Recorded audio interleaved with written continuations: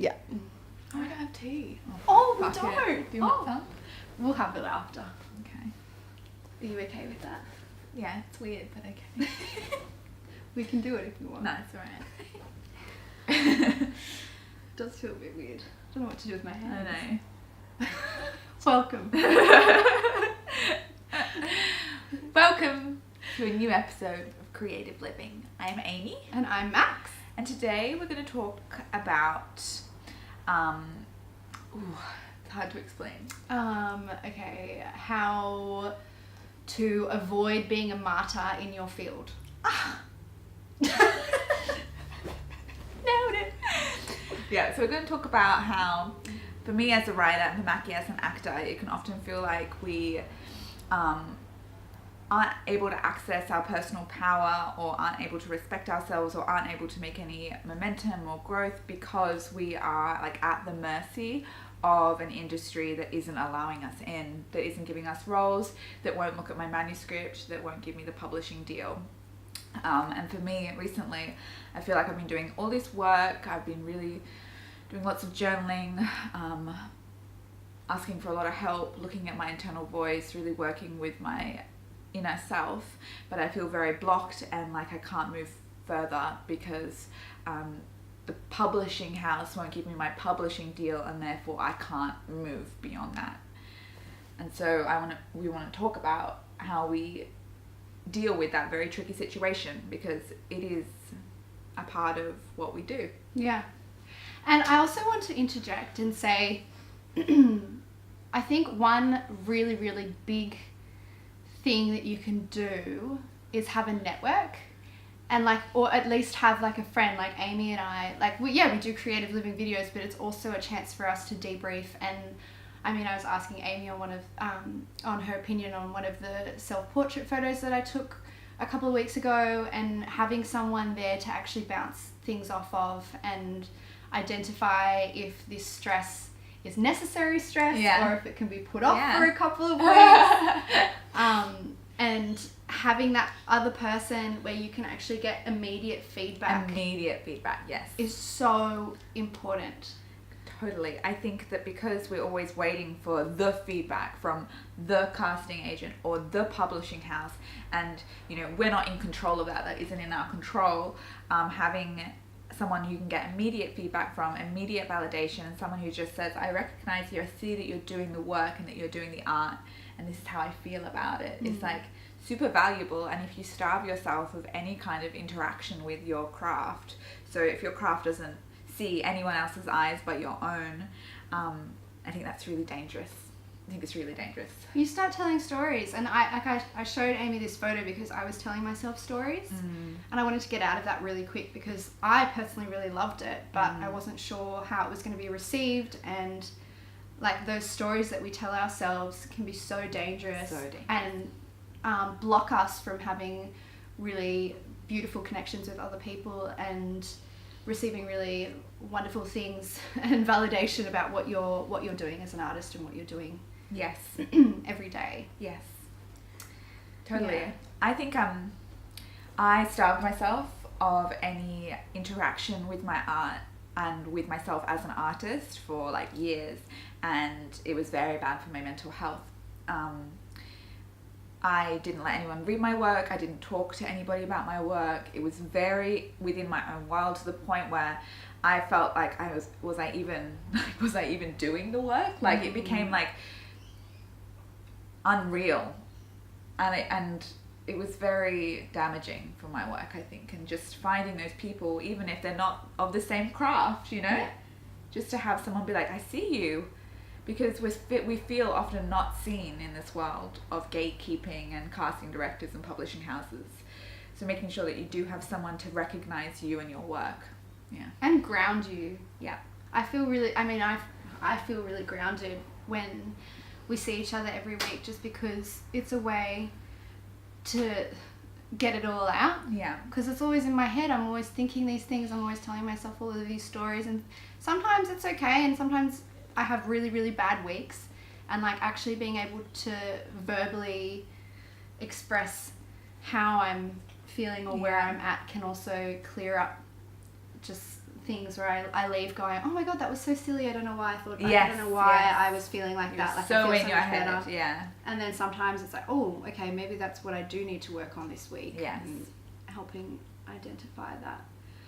And like sometimes when you're sort of cooped up on your own, this martyrdom sort of thing happens. And yes, you have to have value and respect for the craft, but it can also be mistaken when you're thinking that you're having value and respect for the craft, but you're actually just isolating yourself and hiding your insecurities under wise words. And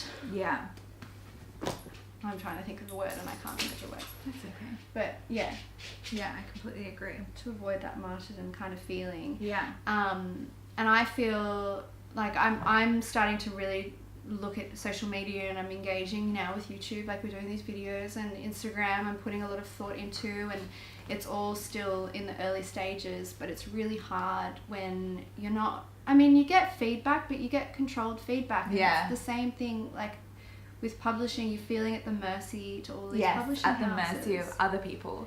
And so social media is fantastic, but don't mistake that For being in your control. for being, because you're not. You're not in control of how people respond to your social media. The only thing you're in control of is what you put out there. And trying to control, or feeling like you need to be validated by something you can't control, I think is a very slippery slope. Yeah, and you are in control of how you respond to your own work and how you treat your own work. You're in control of what you express and communicate about your own work. But just making sure that you're aware that even though you're putting yourself out there, you need to be clear on exactly what you're in control of and what you can start feeling at the mercy to. Yes.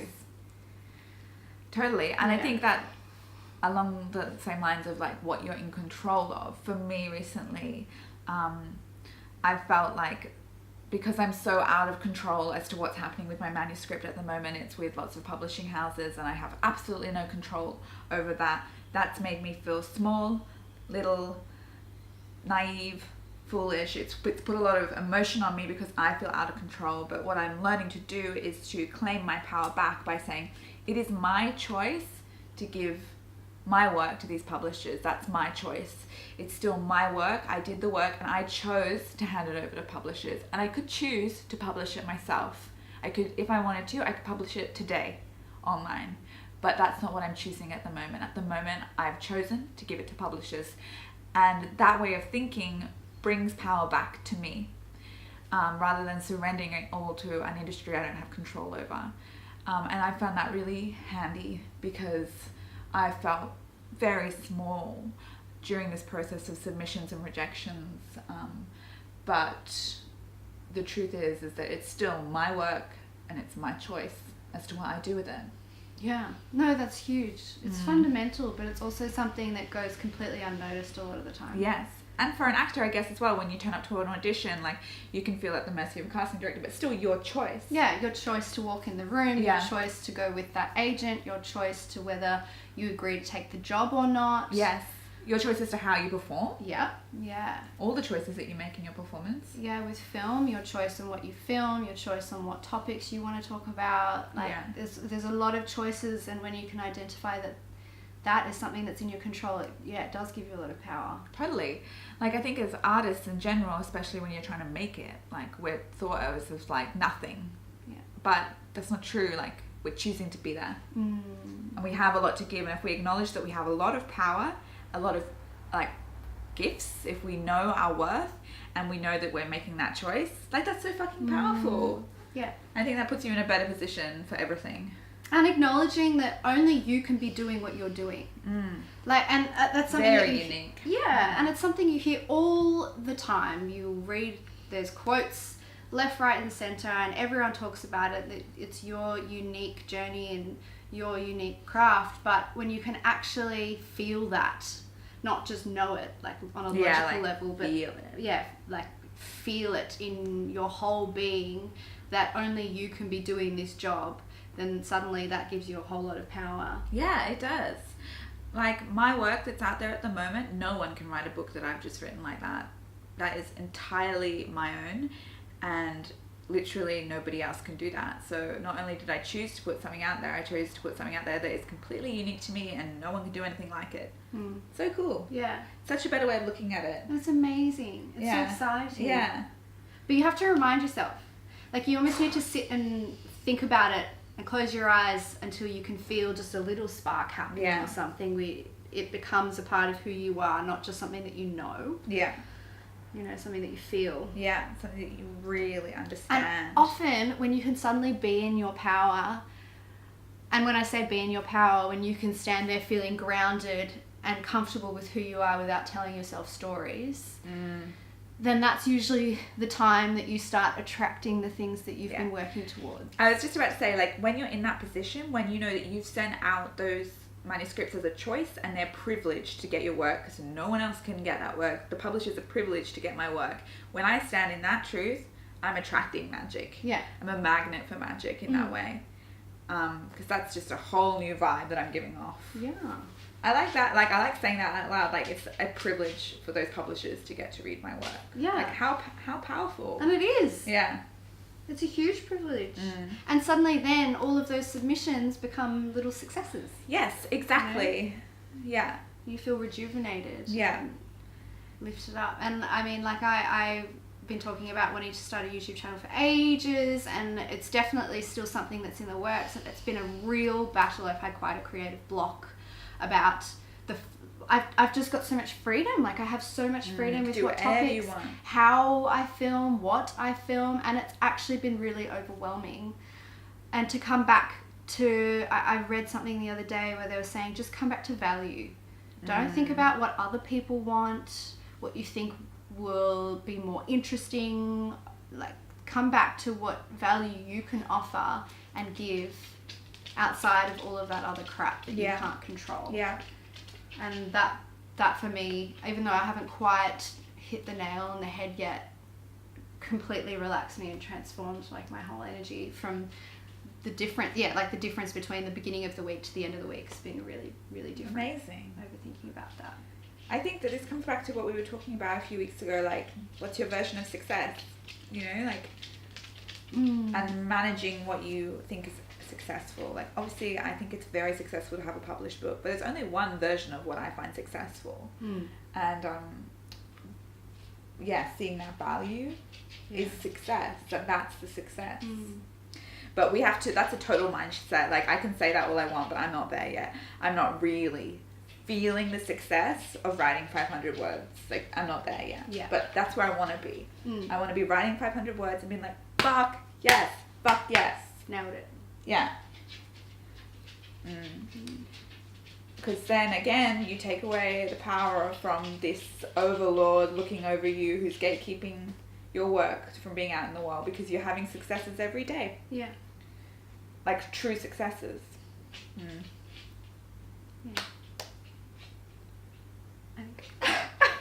We said all we needed to say. Yeah.